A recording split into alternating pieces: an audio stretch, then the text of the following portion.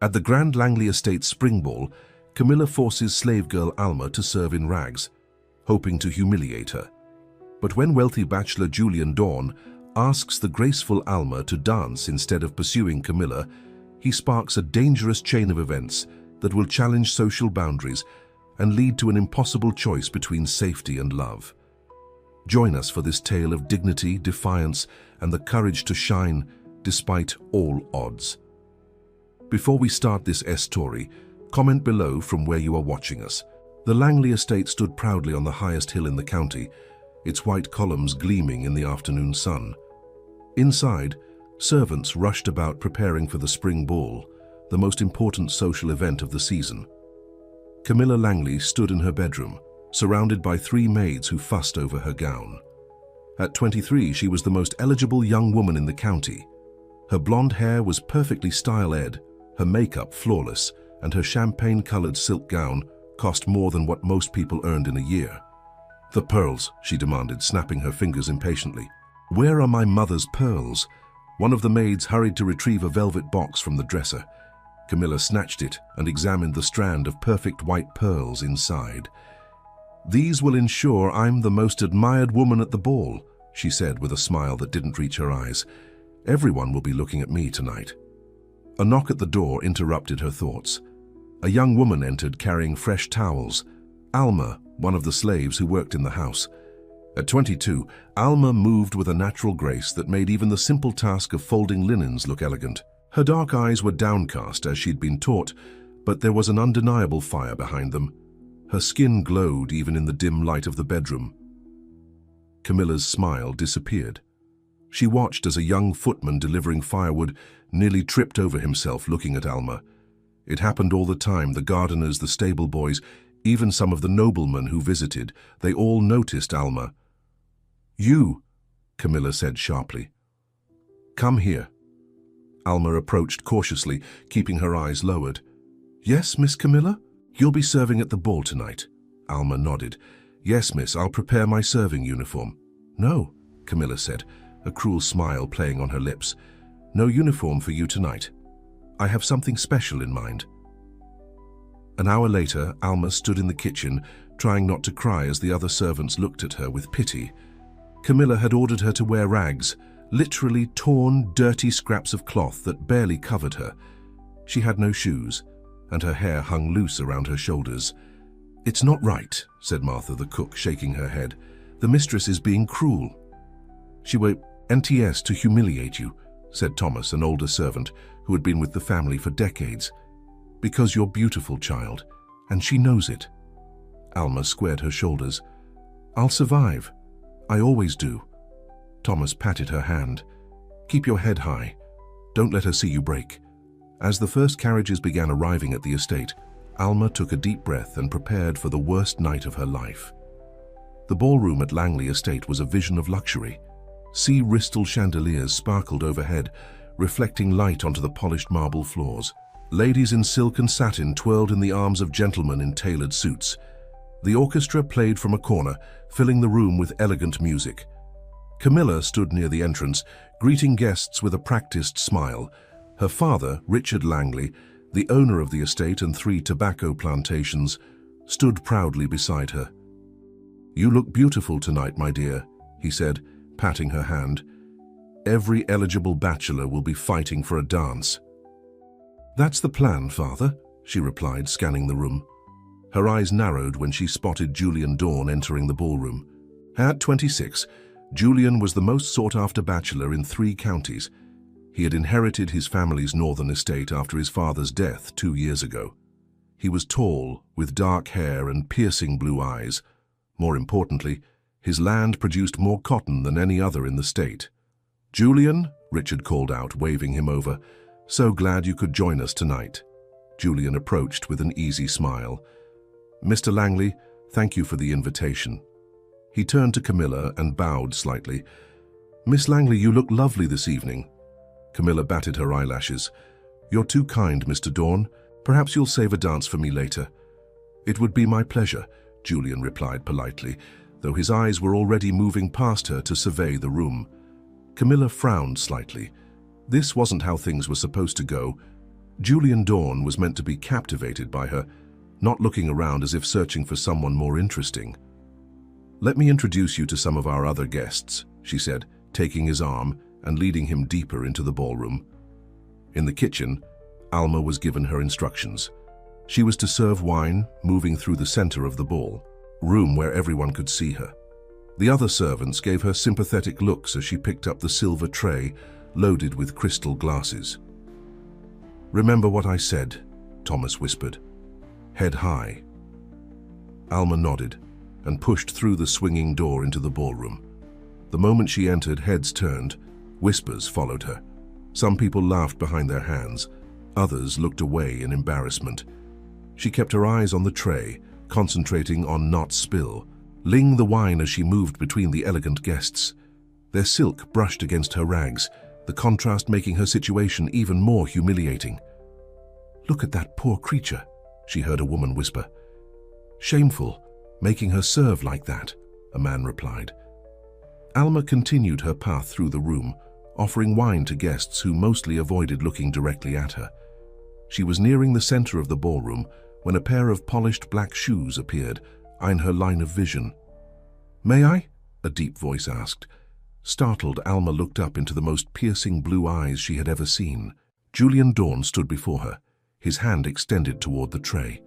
"Sir?" she said, confused. "I'd like some wine," he said, but he made no move to take a glass. Instead, he was looking directly at her, his gaze steady and unashamed. "Of course," Alma said, her voice barely above a whisper. She held the tray out to him. Instead of taking a glass, Julian took the entire tray from her hands and set it on a nearby table. The guests around them had gone quiet, watching the scene unfold with shocked expressions. "What's your name?" Julian asked. "Alma, sir." "Alma," he repeated, as if testing how it felt on his tongue. "Everyone here is dressed like royalty, but only you look like one." A gasp went up from those close enough to hear. Alma's eyes widened in surprise. "Sir, I need to serve the wine," she said, reaching for the tray. Julian gently caught her hand.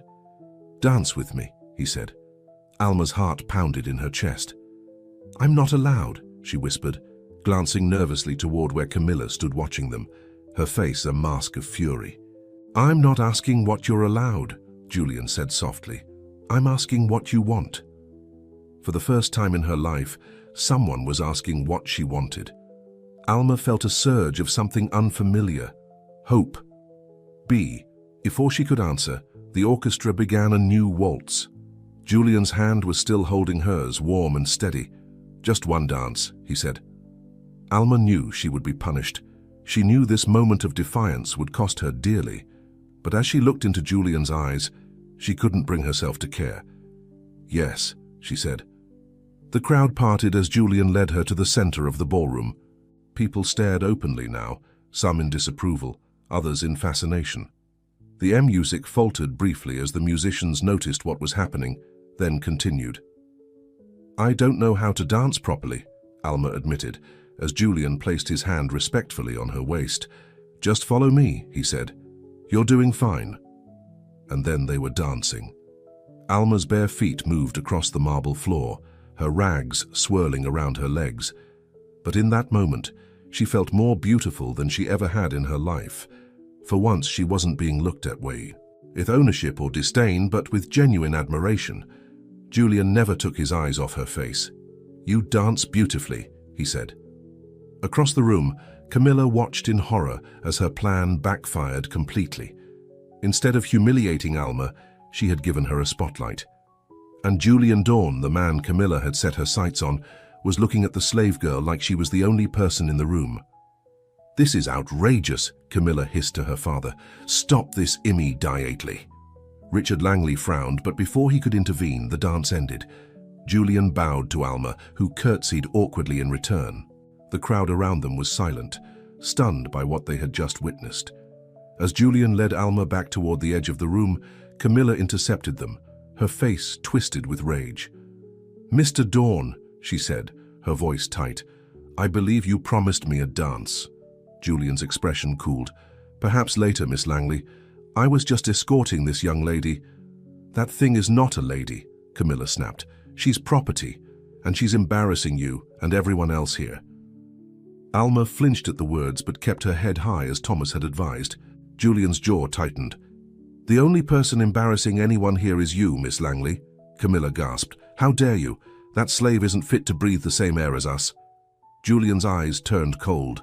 "Then breathe somewhere else," he said clearly enough for those nearby to hear. A murmur ran through the crowd. Camilla's face flushed red with humiliation. She turned on her heel and stormed away, pushing through the gathered guests. "I should go," Alma said quietly. "I've caused enough trouble." Julian looked down at her with concern. "Will you be all right?" Alma nodded, though they both knew it wasn't true. "Thank you for the dance, Mr. Dorn. I'll never forget it." She slipped away through the crowd, back toward the kitchen. The servants there looked at her with new eyes, some with worry, others with a newfound respect. "Lord have mercy," Martha whispered. "What happened out there?" "I danced," Alma said simply, still feeling the ghost of Julian's hand in hers. "I danced." The remainder of the evening passed in a blur. Alma was kept in the kitchen, Camilla having decided that she'd rather not have wine served at all than allow Alma back into the ballroom. The other servants brought gossip back with them. How Julian Dorn had refused to dance with anyone else, how Camilla had tried desperately to regain his attention, how the entire party was talking about nothing but the slave girl who had danced like a queen. As the last guests departed and the house grew quiet, Alma slipped out into the garden. She needed a moment alone to process everything that had happened. The spring air was cool against her skin, the scent of roses heavy in the night. She sat on a stone bench looking up at the stars, her mind replaying the dance over and over. For those few minutes she had felt free. She had felt seen. "Beautiful night," a voice said from the shadows. Alma jumped to her feet as Julian Dorn stepped into the moonlight. Her heart raced in her chest. "Mr. Dorn," she gasped, "you shouldn't be here." "Probably not," he agreed, moving closer, "but I wanted to see you again before I left." "Why?" she asked, genuinely confused. "Why did you dance with me? Why are you here now?" Julian studied her face for a long moment before answering. "Because I've attended 100 balls just like this one. I've danced with 100 women in expensive gowns, and not once have I seen anyone with the dignity and grace you showed tonight." Alma shook her head. "You don't understand. You don't know what I am." "I know what I see," he said, stepping closer. "And I see the woman who turned a ballroom into a chapel." Alma's breath caught in her throat. No one had ever spoken to her like this, like she mattered, like she was valuable. Julian reached into his coat and pulled out a small velvet box. "I want you to have this," he said, opening it to reveal a delicate sapphire hairpin. "I can't accept that," Alma whispered, though her eyes couldn't leave the beautiful object.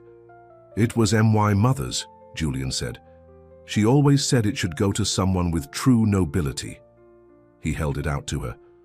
"For the next time you shine. And there will be a next time, Alma." With trembling fingers, Alma reached for the box. As their hands touched, the sound of angry voices and approaching footsteps echoed through the garden. "They're coming," she said, fear washing over her. "Camilla must have seen you follow me out here." Julian's expression hardened as he recognized Richard Langley's voice among those approaching. "What do we do now?" Alma asked, her eyes wide with fear. Julian looked at her, his decision already made. "Now we run," he said, taking her hand firmly in his. "And we never let them dress you in shame again." The footsteps grew louder. Guards with lanterns appeared at the far end of the garden. "There's no time to think," Julian whispered urgently.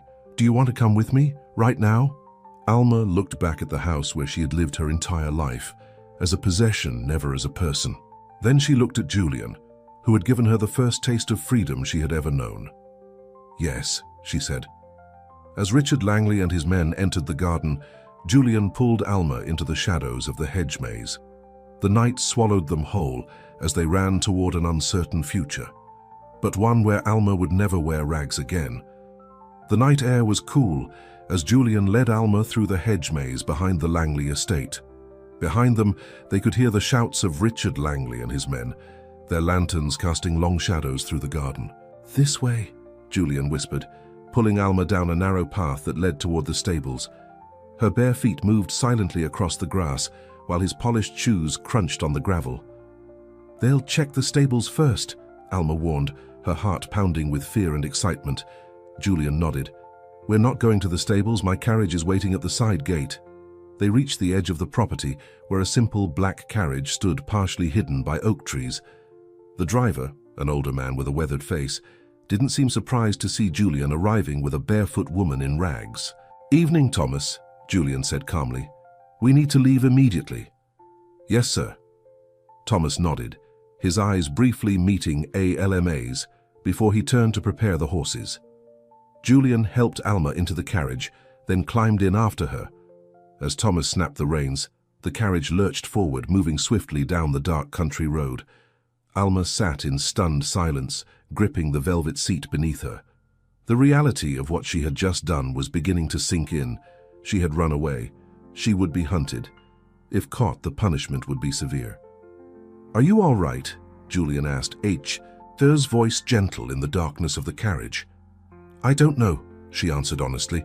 "What have we done?" Julian reached across and took her hand. "We've done what was right, what was necessary." "Where are we going?" "To my estate in the north," Julian said. "It's a 3-day journey. We'll need to stop along the way, but I have friends who will help us." Alma shook her head in disbelief. "Why are you doing this? You don't even know me."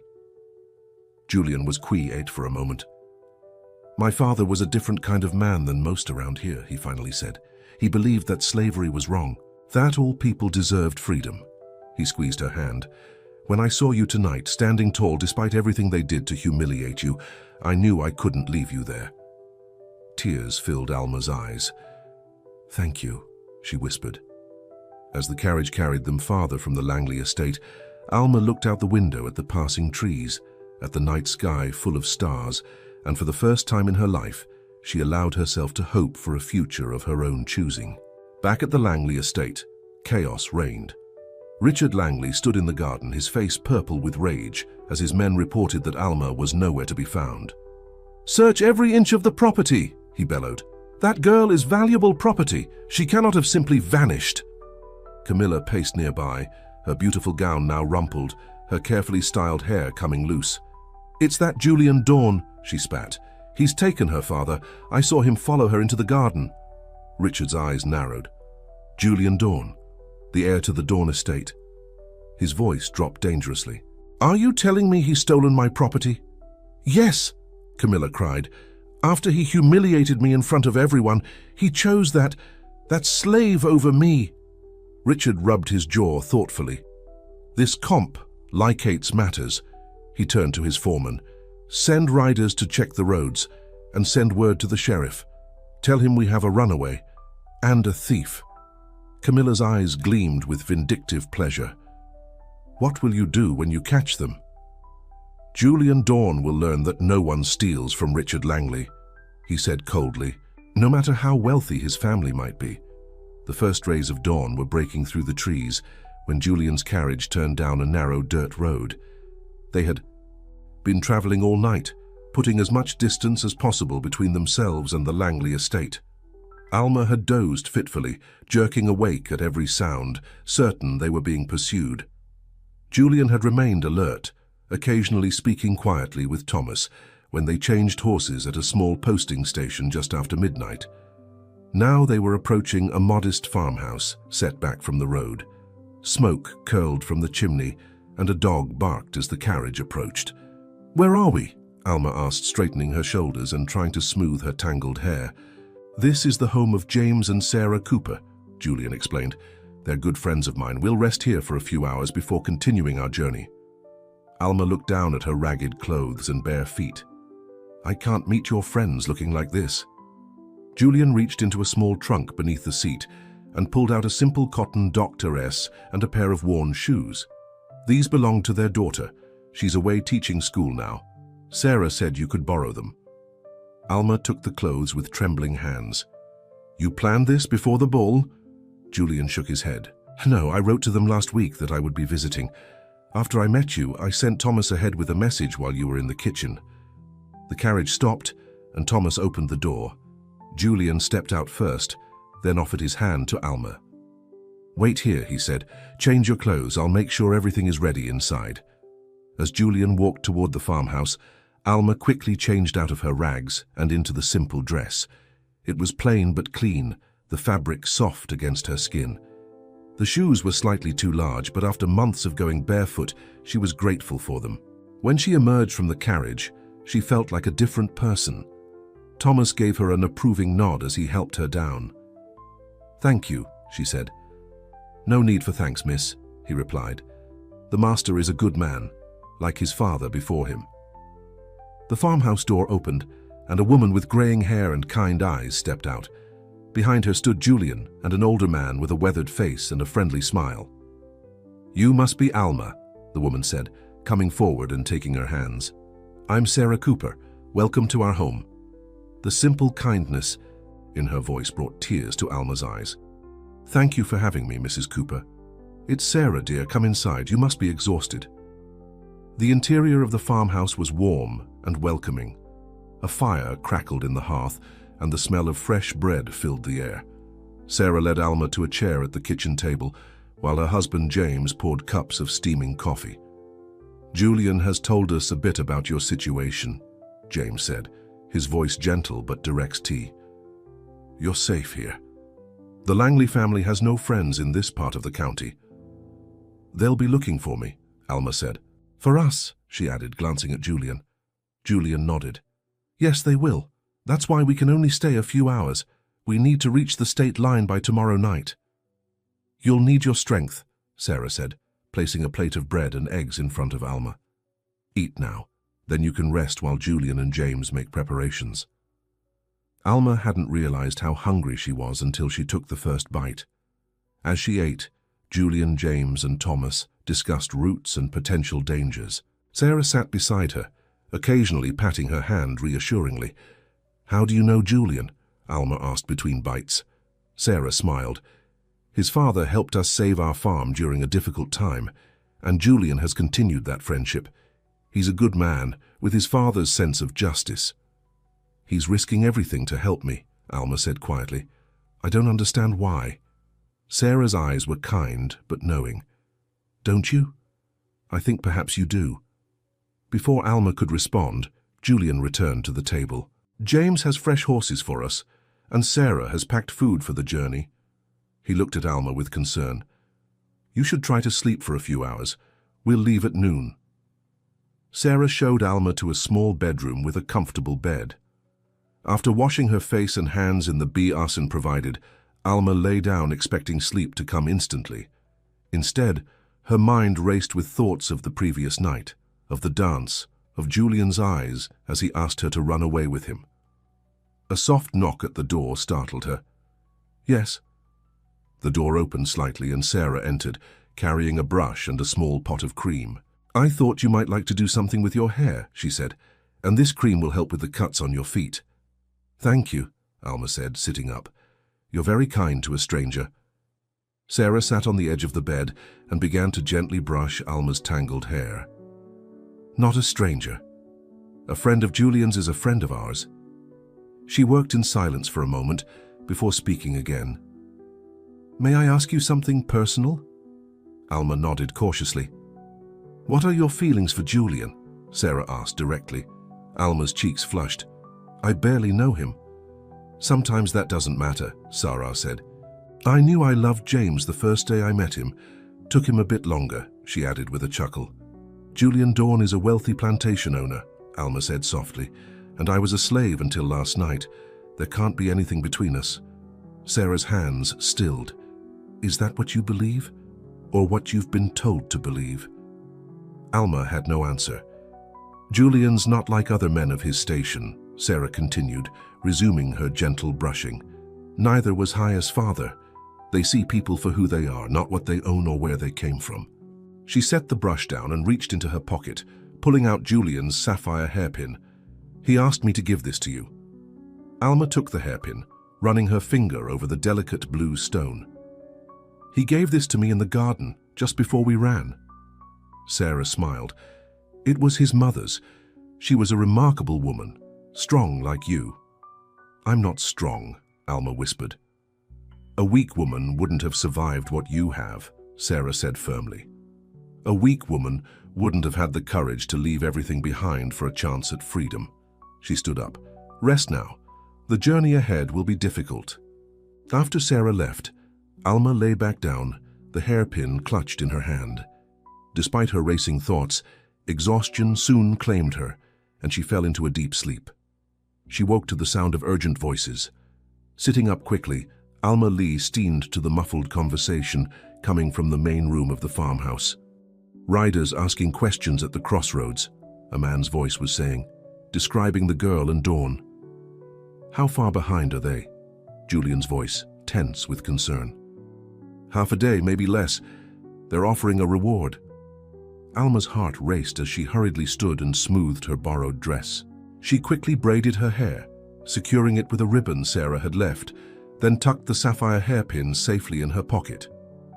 When she entered the main room, all conversation stopped. Julian stood with James and another man she didn't recognize, younger, dressed in simple farming clothes. "Alma," Julian said, coming to her side. "This is Peter, James's nephew. He brings news from town." Peter nodded respectfully. "Miss." "They're looking for us," Alma said.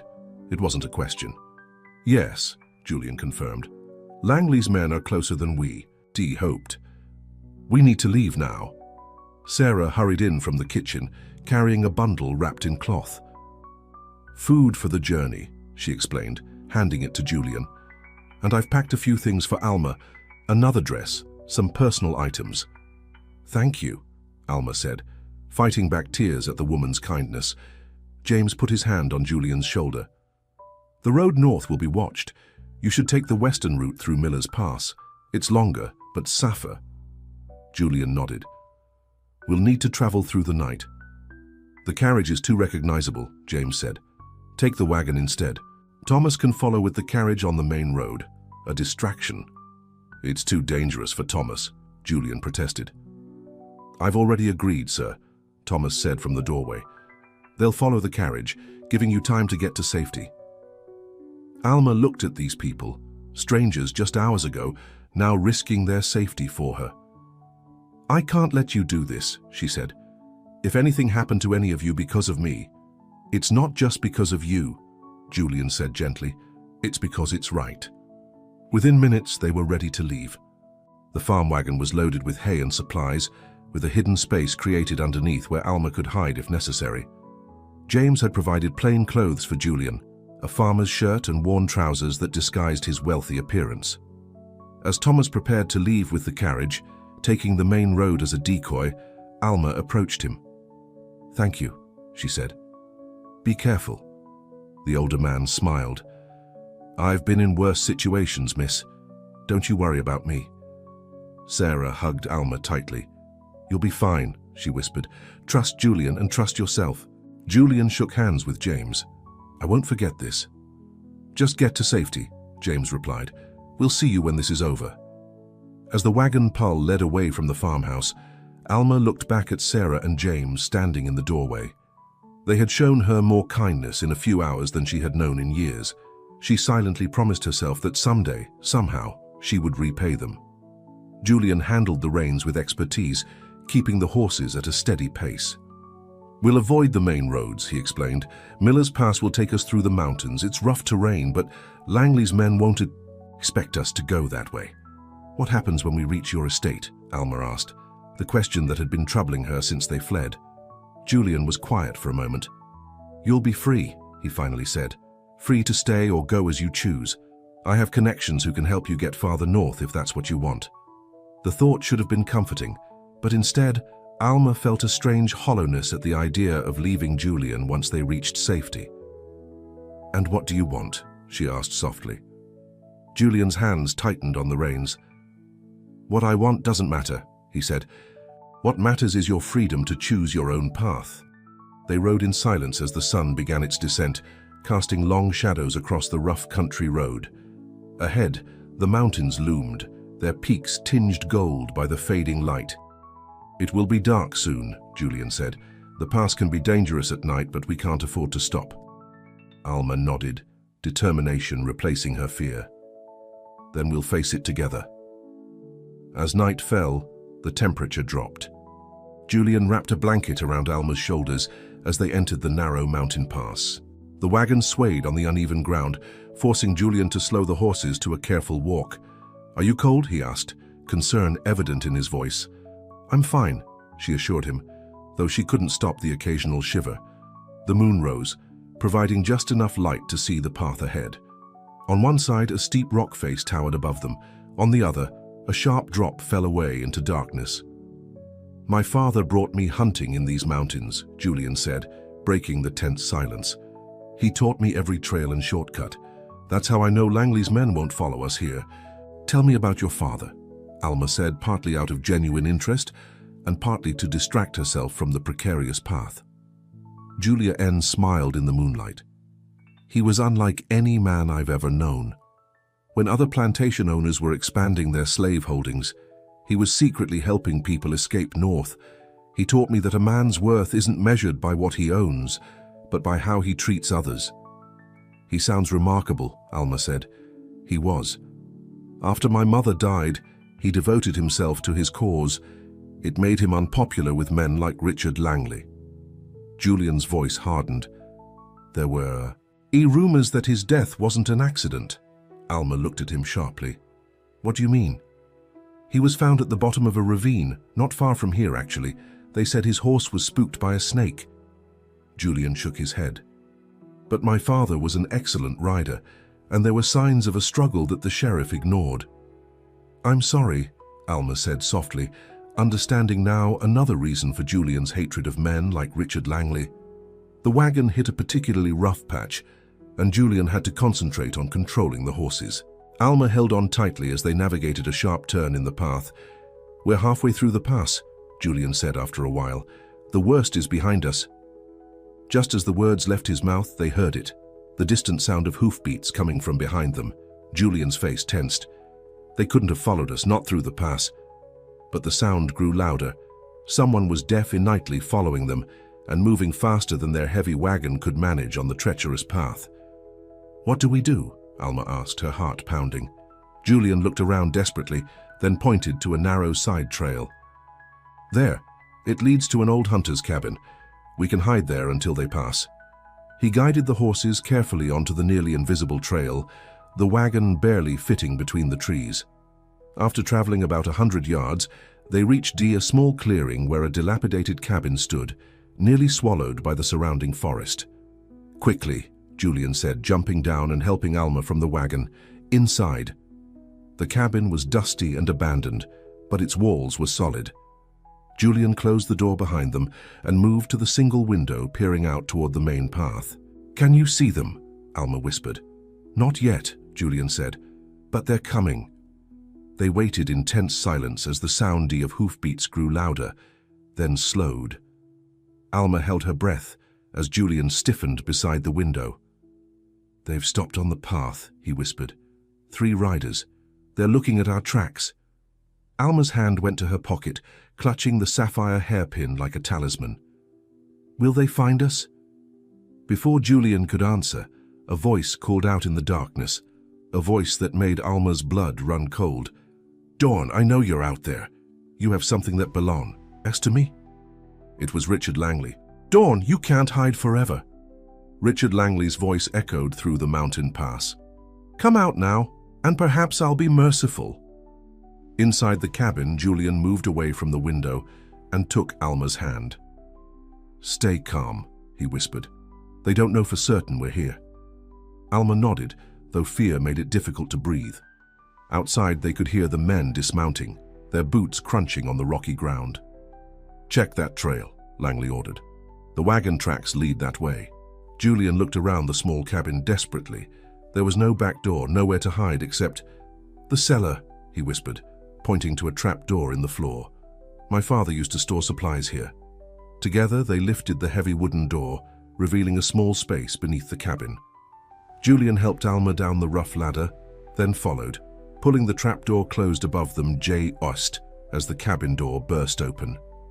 In the darkness of the cellar, Julian held Alma close. They could hear footsteps moving across the floorboards above their heads. "Nothing here," a man's voice said. "They were here," Richard Langley insisted. "The tracks led straight to this cabin." "Maybe they continued on foot," another voice suggested. "Search the area," Langley ordered. "They couldn't have gone far. The girl is valuable property, and Dawn will pay for his theft." The footsteps moved out of the cabin. Julian pressed his finger to his lips, warning Alma to remain silent. They stayed motionless in the dark cellar, Julian's arm protectively around Alma's shoulders. Minutes stretched into what felt like hours. Occasionally they heard voices outside, men calling to each other as they searched the surrounding forest. Finally, the voices grew distant. "I think they're moving away," Julian whispered. "Should we go?" Alma asked. Julian shook his head. "Not yet. It could be a trick." They waited longer until the forest outside fell completely silent. Only then did Julian carefully push open the trapdoor and peer out. "The cabin's empty," he said, climbing out and helping Alma up. "But we need to be careful." At the window, Julian surveyed the area. "I don't see them, but they could be watching the trail." "What do we do?" Julian thought for a moment. "We'll have to leave the wagon. On foot, we can take paths too narrow for horses." "But the wagon was our only way to reach your estate," Alma said. "There's a town about 10 miles north of here," Julian explained. "If we can reach it, I have contacts who can help us." He looked at Alma seriously. "It will be a difficult journey on foot, especially at night." Alma straightened her shoulders. "I can do it." Julian smiled. "I know you can." They gathered what supplies they could carry from the wagon: food, water, a small knife, and the bundle Sarah had packed for Alma. As quietly as possible, they slipped out the back of the cabin and into the dense forest. The mountain terrain was challenging even for Julian, who knew these woods. For Alma, who had never been beyond the boundaries of the Langley estate, it was exhausting. But she didn't complain, following Julian's lead as they climbed over fallen trees and waded through small streams. "We need to keep moving east," Julian said. "There's a ridge ahead that will give us a better view of the surrounding area." As dawn broke, they reached the ridge. From their elevated position, they could see for miles. Julian pointed to a cluster of buildings in the distance. "That's Millerton," he said. "If we keep this pace, we should reach it by midday." Alma sat on a rock, catching her breath. Her borrowed shoes were worn through, and her feet were blistered and bleeding. Julian noticed immediately. "You're hurt," he said, kneeling to examine her feet. "It's nothing," she insisted. "I'm used to worse." A shadow crossed Julian's face. "You shouldn't have to be used to pain." He reached into his pack and tore strips from his spare shirt. "Here, let me wrap them." His hands were gentle as he bandaged her feet. Alma watched him. This man who had given up everything, his safety, his reputation, his comfort, to help her escape. "Why did you really help me?" she asked suddenly. "The truth." Julian's hands stilled. He looked up at her, his blue eyes serious. "Because from the moment I saw you standing tall in those rags, I knew you were the strongest person in that room. And I knew I wanted to know you. The real you, not the person they tried to make you be." Alma's heart pounded in her chest. No one had ever spoken to her with such honesty, such respect. "And now?" she asked softly. "Now that you know me better?" Julian took her hand. "Now I'm certain I made the right choice." For a moment, they sat in silence, the rising sun warming their faces. Then Julian stood, helping Alma to her feet. "We should keep moving," he said. Langley's men could still be searching the area. As they continued their journey, the terrain gradually became less steep. They moved through a pine forest, the needle-covered ground softer on Alma's injured feet. Julian kept them on a path that avoided open areas, always staying within the cover of trees. "Tell me about yourself," Julian said as they walked, "about your life before." Alma was quiet for a moment. "There's not much to tell. I was born on the Langley plantation. My mother died when I was 8. I never knew my father." "I'm sorry," Julian said. Alma shrugged. "Like I said, not much to tell. What about you? What was life like for Julian Dawn, heir to a northern estate?" Julian smiled. "Privileged, of course, but lonely after my mother died. My father was often away on business. though now I understand he was likely helping people escape north. His expression grew more serious. He raised me to question the world around me, to see the injustice that others accepted as normal. He sounds like a good man, Alma said. He was. I hope I've made him proud. Julian looked ahead, his face determined. We're getting closer to town. Soon you'll be safe. By midday, Thai had reached the outskirts of Millerton. It was a small town, just a main street with shops, a church, and scattered houses. Julian led Alma to a modest house at the edge of town. Who lives here? Alma asked. A friend of my father's, Julian explained. Dr. William Bennett. He can be trusted. Julian knocked on the door. After a moment, it was opened by a man in his 60s with grey hair and kind eyes. Julian Dorn, the man said, surprise evident in his voice. What brings you here? We need help, Dr. Bennett, Julian said. May we come in? The doctor looked past Julian to Alma, his eyes taking in her disheveled appearance and bandaged feet. Without hesitation, he stepped aside. Of course, come in quickly. Once inside, Julian made brief introductions. Dr. Bennett, this is Alma. Alma, Dr. Bennett was my father's closest friend. You're running from something, Dr. Bennett said, his eyes shrewd. Or someone. Richard Langley, Julian confirmed. Alma was a slave on his plantation. We escaped during the spring ball 2 nights ago. Dr. Bennett's expression darkened. Langley, I might have known. He turned to Alma. Please, sit down. Let me look at those feet. While the doctor examined Alma's injuries, Julian explained everything that had happened, the ball, the dance, their escape, and being tracked through Miller's Pass. Langley is not a man to give up easily, Dr. Bennett said grimly, especially when his pride is wounded. He finished bandaging Alma's feet with proper medical supplies. These need time to heal. You shouldn't walk on them for at least a day. We don't have a day, Julian said. Langley's men could find us here. I understand, Dr. Bennett said. But you won't get far with her in this condition. He thought for a moment. You can stay here tonight. My house is the last place they'd look for you. Tomorrow I can arrange transportation north. Julian hesitated, then nodded. Thank you, William.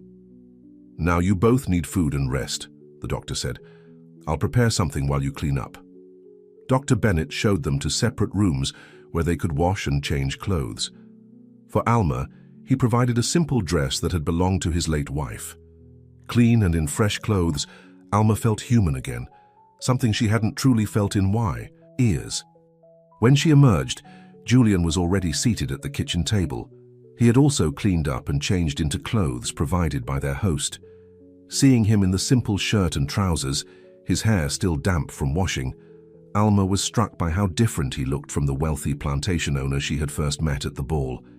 Yet there was something more authentic about him now, as if the fancy clothes had been a costume, and this was the real Julian.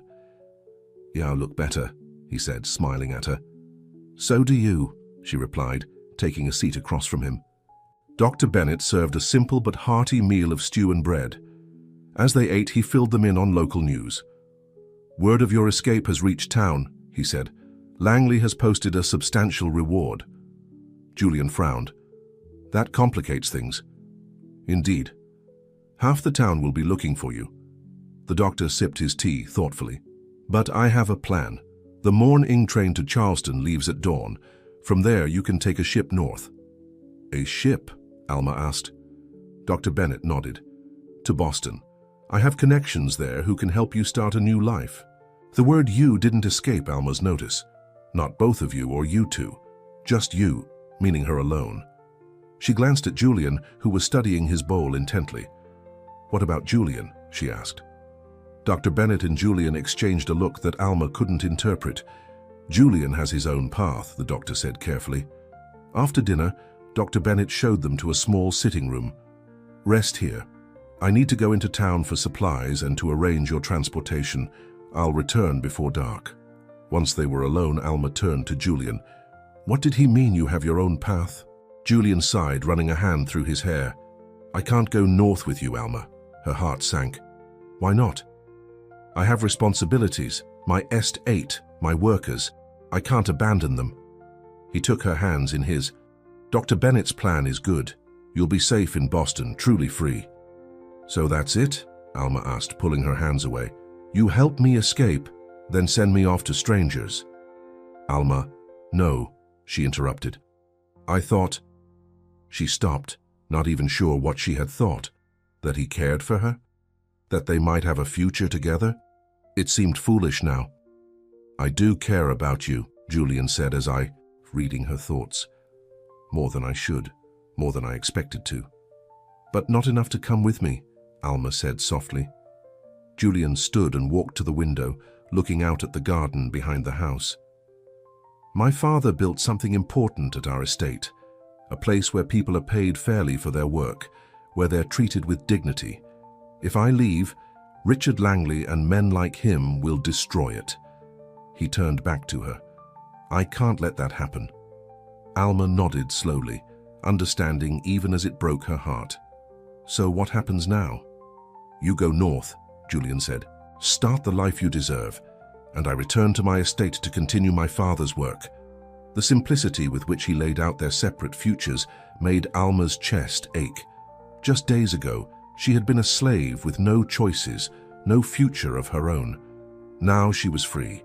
Free to go anywhere, do anything. Free to stay or free to leave. Free to love. The realization hit her suddenly. In the brief time she had known Julian Dorn, she had fallen in love with him, with his kindness, his courage, his unwavering sense of what was right. But loving him didn't mean she could have him. I should rest, she said, standing carefully on her bandaged feet. It sounds like tomorrow will be a long day. Julian nodded, his expression unreadable. Good night, Alma. In the small bedroom Dr. Bennett had prepared for her, ALMA sat on the edge of the bed and took out the sapphire hairpin. It sparkled in the fading light from the window. Julian's mother's hairpin, given to her on a night that now seemed like a lifetime ago. For the next time you shine, he had said. Tears filled her eyes as she realized there might not be a next time, at least not with him there to see it. Dr. Bennett returned as promised, bringing with him clothing more suitable for travel and 2 tickets for the morning train. Everything is arranged, he told them over a light supper. A friend will meet you at the station and escort you to the docks in Charleston. The ship leaves for Boston the following morning. Thank you for all your help, Julian said. I owed it to your father, Dr. Bennett replied, and to you. After supper, the doctor excused himself to his study, leaving Julian and Alma alone again. The tension between them was palpable. Alma, Julian began, I want you to have this. He held out a small pouch. She took it, feeling the weight of coins inside. What is this? Money for your new life, he said. Enough to establish yourself comfortably in Boston. Alma stared at the pouch in her hand. I can't accept this. Please, Julian insisted. It would ease my mind to know you're provided for. I don't want your money, Alma said, pushing the pouch back toward him. I want... She stopped, unable to finish the sentence. What? Julian asked, his voice gentle. What do you want, Alma? She looked up at him, her decision made. I want to go with you. Julian's eyes widened. To my estate. Alma, that's too dangerous. Langley would look for you there first. I don't care, she said. I've spent my entire life in fear, Julian. I won't spend my freedom the same way. This isn't about fear, Julian argued. It's about your safety. No, Alma said firmly. It's about my choice. For the first time in my life, I get to choose, and I choose to go with you. Julian ran a hand over his face. Alma, please think about this. In Boston, you could have a real future. No one would know your past. You could be anyone you want to be. I know who I want to be, she said. I want to be the woman who helps continue your father's work, the woman who stands beside you as you fight for what's right. She took a deep breath. The woman who loves you. Julian stared at her, shock evident on his face. Alma, you don't have to say anything, she said quickly. I know it's too soon, too complicated, but I needed you to know, before we go our separate ways. Julian crossed the room in 2 strides and took her face gently in his hands. It is too soon, he agreed, and too complicated. And I have never been more certain of anything in my life than I am of my feelings for you. Then he kissed her, softly at first, then with increasing urgency.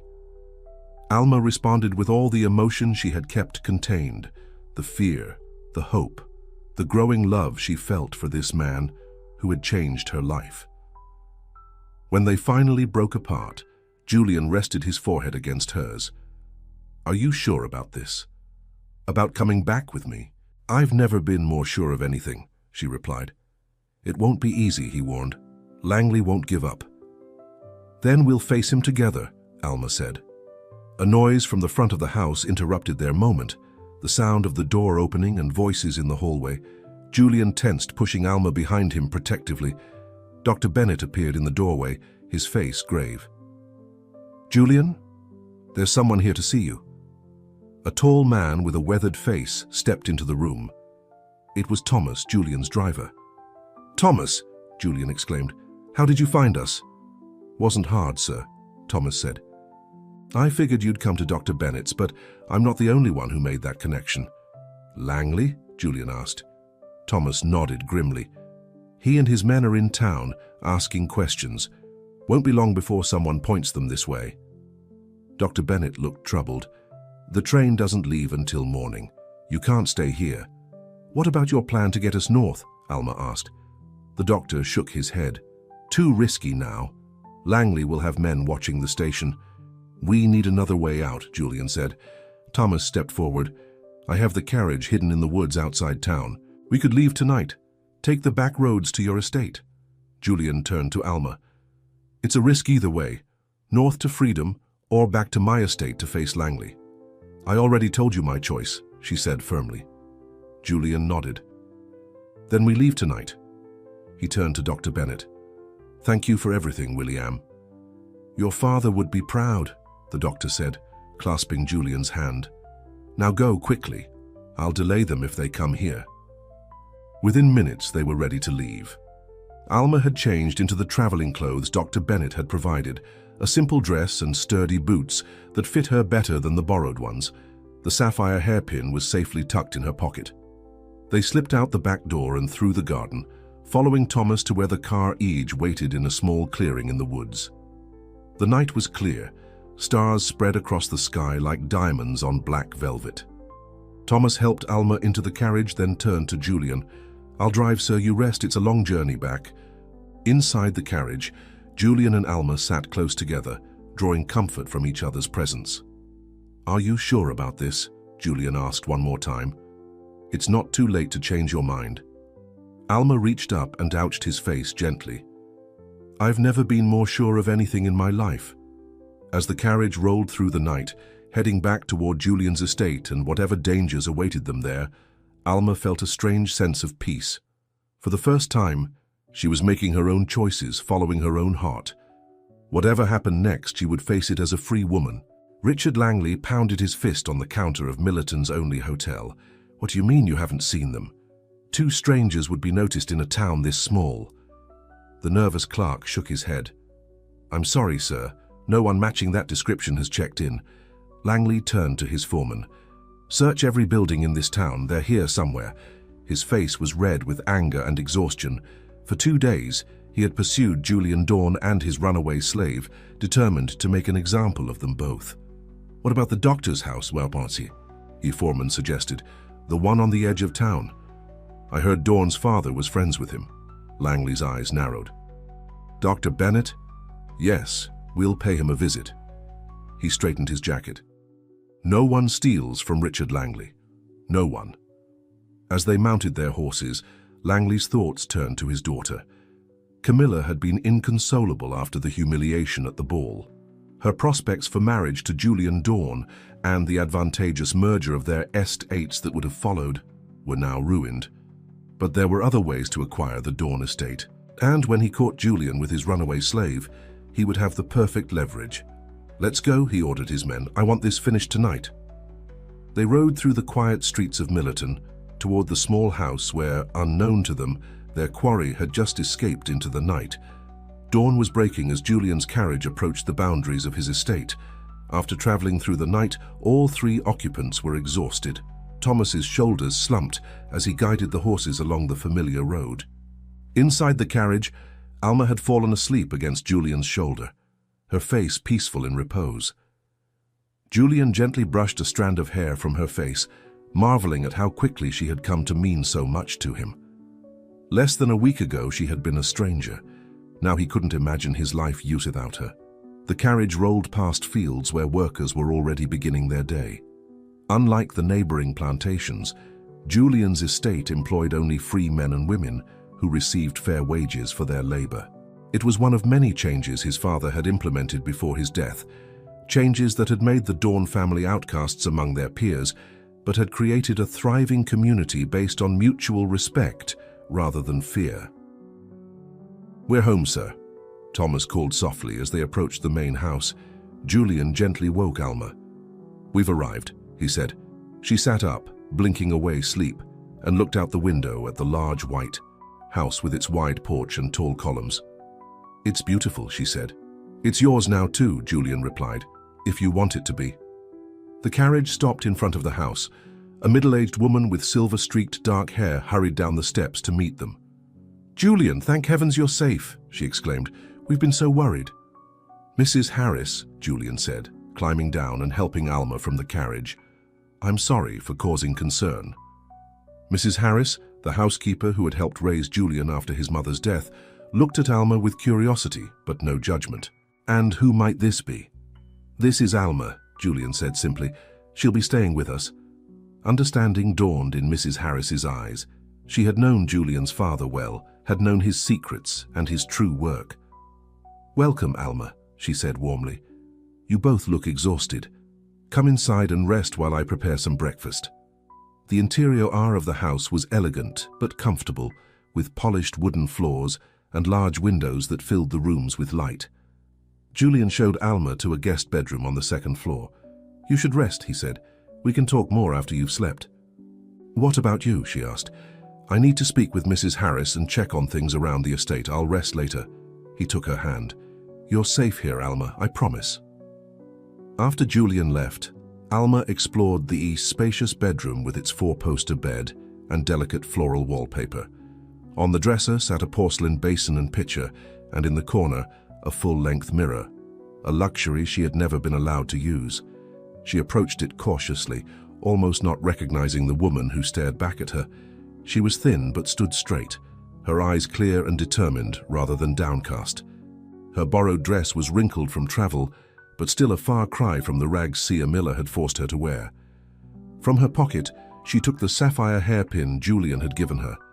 Carefully, she used it to pin back a section of her hair, the blue stone bright against her dark locks. For the first time in her life, she looked at her reflection and felt something close to pride.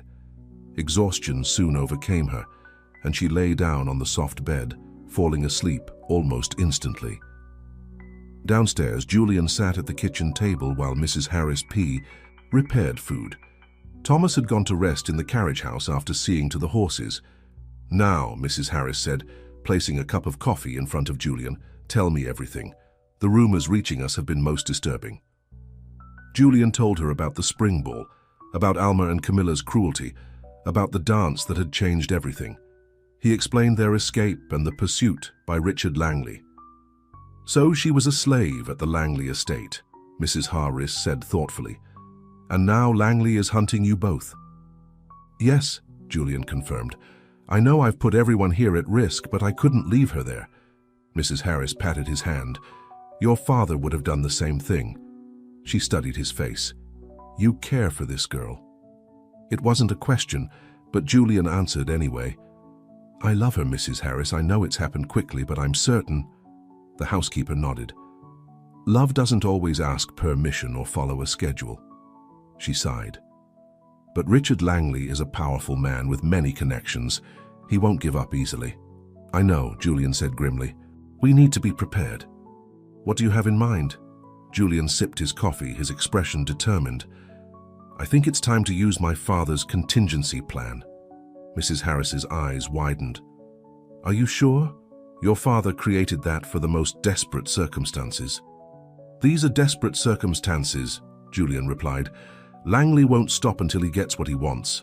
Alma back in chains and me ruined." "Very well," Mrs. Harris said. I'll gather the senior staff. They need to know what's coming. Alma woke to afternoon sunlight streaming through the windows. For a moment, she was disoriented, not recognizing her surroundings. Then memory flooded back. The escape, the journey, arriving at Julian's estate. A knock at the door interrupted her thoughts. "Come in," she called.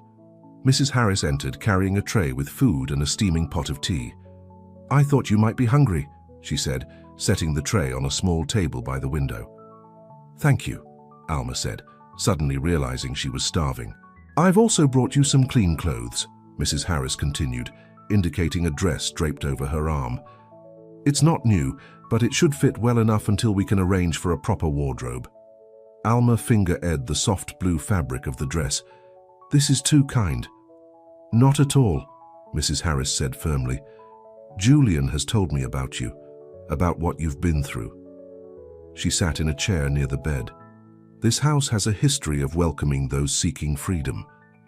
"Julian mentioned his father helped people escape north," Alma said. Mrs. Harris nodded. "Yes, though few knew the extent of his work. This estate was a key stop on what some call the Underground Railroad. Many people passed through here on their way to freedom." She studied Alma's face. "Julian's father would have liked you very much." "I wish I could have met him," Alma said. "He would be proud of his son's actions," Mrs. Harris said. "And proud of your courage as well." She stood.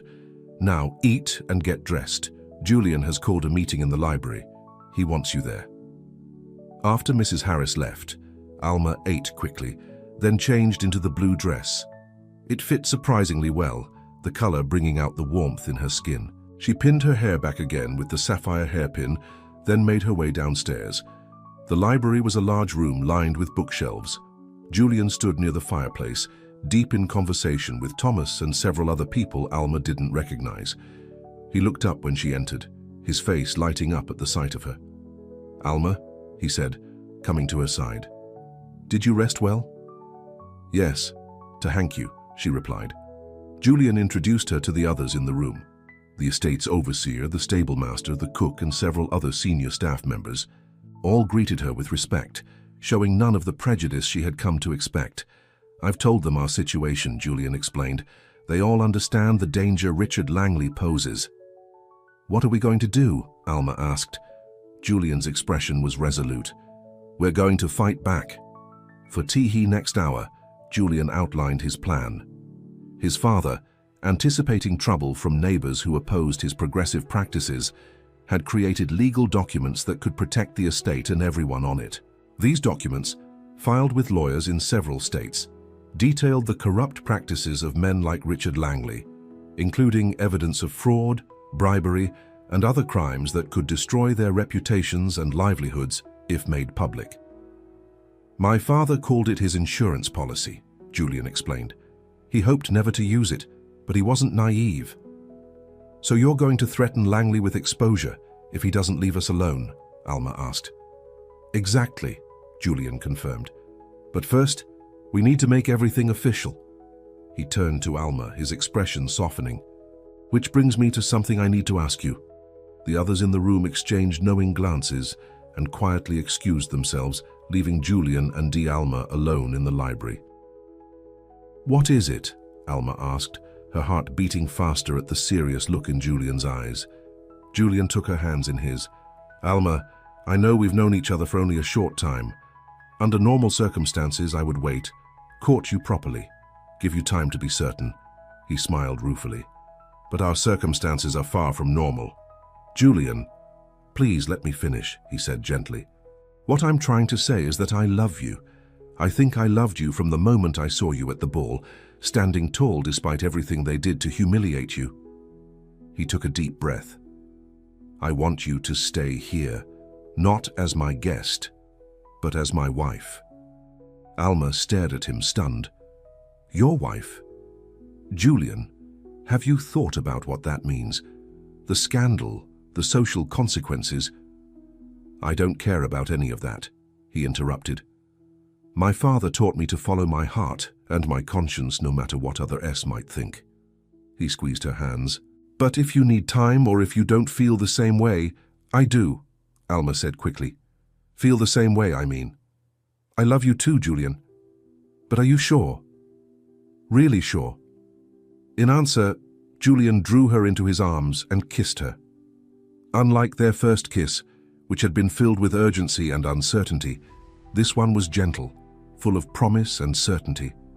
When they separated, Julian said, "I've never been more sure of a nigh thing in my life." Alma's eyes filled with tears of happiness. "Then yes, I'll be your wife." The next morning, a simple ceremony took place in the estate's small chapel. Julian and Alma exchanged vows before the local minister, who was an old friend of Julian's father, and shared his progressive views. Mrs. Harris and the senior staff served as witnesses, all of them beaming with approval. Alma wore the blue dress with the sapphire hairpins securing a small veil borrowed from Mrs. Harris. Julian wore a simple black suit, his face solemn, but his eyes shining with joy as they spoke the words that bound them together. After the ceremony, a modest celebration was held in the main house. Everyone on the estate was invited, all the workers and their families, creating an atmosphere of genuine community that Alma had never experienced before. "Are you happy?" Julian asked, as they shared their first dance as husband and wife. "More than I ever thought possible," Alma replied. Their happiness, however, was short-lived. Just as the celebration was winding down, Thomas burst into the room, his face grave. "They're coming," he announced. "Langley and his men, at least 20 of them armed." Julian's jaw tightened. "How far?" "Less than an hour away," Thomas replied. "A neighbor spotted them on the main road and rode ahead to warn us." The room erupted in concerned murmurs. Julian raised his hand for silence. "We knew this might happen," he said calmly. "Everyone knows what to do. Get to your positions." As the workers dispersed, Julian turned to Alma. "Go upstairs with Mrs. Harris. Stay there until I come for you." "No," Alma said firmly. "I won't hide while you face danger. We're in this together now." Julian looked like he wanted to argue, but recognized the determination in her eyes. "All right," he conceded. "But Essie, stay close to me." Within the hour, Richard Langley and his men rode up to the main house. Julian stood on the porch waiting for them, Alma at his side. Around the property, the estate workers had taken up strategic positions, armed with rifles and shotguns, not to start a fight but to defend their home if necessary. Langley dismounted, his face twisted with anger and contempt. Camilla sat on her horse nearby, her expression a mixture of fury and satisfaction. "Dawn," Langley called out. "You have something that belongs to me." "I have nothing of yours, Langley," Julian replied coldly. Langley pointed at Alma. "That slave is my property. Hand her over, and perhaps I'll be lenient with you." Julian's voice was steel. "Alma is not property. She is my wife." A gasp went up from Langley's men. Camilla's face turned white with shock. "Your wife?" Langley sneered. "You can't legally marry a slave, Dawn. You've lost your mind." "Alma was never legally your slave, Langley," Julian countered. "My lawyers have examined the records. Her mother was freed before Alma's birth. The papers were filed but conveniently lost when you took over the estate after your father's death." This was a bluff, part of Julian's strategy, but Langley's momentary flash of uncertainty suggested there might be truth to it. "Lies," Langley hissed, but with less conviction. "Hand her over now or we'll take her by force." "You're outnumbered, Langley," Julian said, gesturing to the armed workers positioned around the property. "And even if you somehow succeeded, you'd have bigger problems to worry about." "What are you talking about?" Julian held up a thick envelope. "This contains documents detailing your illegal business practices, the bribes you've paid to judges, the fraudulent land deals, the mistreatment of workers. Copies have been sent to every major newspaper from here to Boston, with instructions to publish if anything happens to me or Alma." Langley's face paled. "You're bluffing." "My father kept meticulous records," Julian said. "He knew men like you would eventually come after us. He prepared accordingly." Camilla urged her horse forward. "Father, he's lying. Don't listen to him." Julian turned his gaze to her. "Your father knows I'm not lying, Camilla. He knows exactly what these documents contain."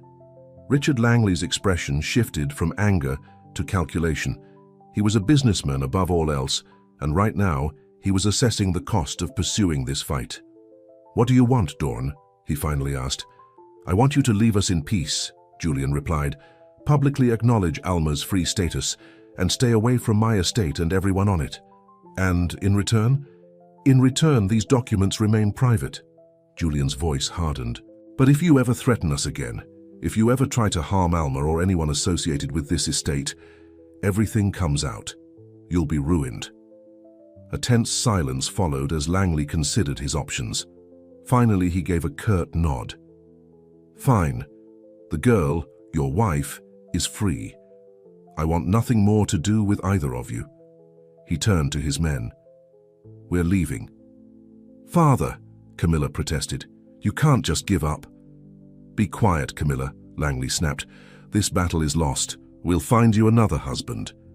As Langley and his men prepared to leave, Camilla urged her horse closer to the porch, her eyes filled with hatred as she glared at Alma. "You think you've won," she hissed, "but you'll always be the slave girl in rags. No fancy dress or marriage certificate will change that." Alma met her gaze steadily. "You're right, Camilla. I was a slave girl in rags. I will never forget that, nor do I want to.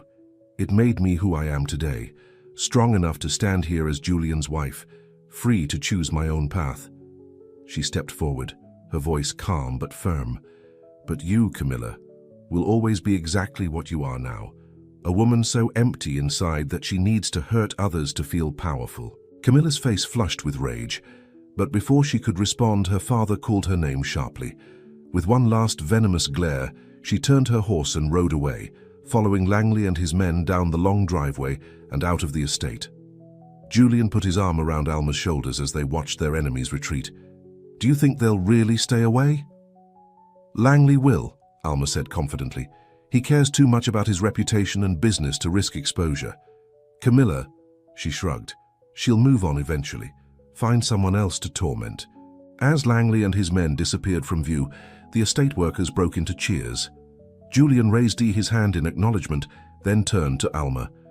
"Mrs. Dawn," he said, smiling, "shall we return to our wedding celebration?" "I'd like that very much, Mr. Dawn," she replied, taking his arm. 3 months later, Alma stood on the porch of the main house, watching as a group of newly arrived people were welcomed by Julian and Thomas. Since their confrontation with Langley, Julian had expanded his father's work, officially making the Dawn estate a stopper, the Underground Railroad. Today, 3 families had arrived, seeking rest and guidance on their journey north. The past 3 months had been the happiest of Alma's life. As Julian's wife, she had taken on responsibilities around the estate, working alongside him to create a true community where everyone was treated with dignity and respect. Some neighbors had cut ties with them after learning of their marriage, but others, those who had quietly shared Leanne's father's views, had become closer allies. Julian finished speaking with the newcomers and joined Alma on the porch, wrapping his arm around her waist. "They'll stay in the east cabins tonight," he said. "Thomas will guide them north tomorrow." Alma nodded, leaning into his embrace. "I spoke with Sarah Cooper yesterday. She and James are coming to visit next week." "Good," Julian said. "We owe them a great deal." They stood in comfortable silence, watching as Mrs. Harris showed the travelers to their accommodations.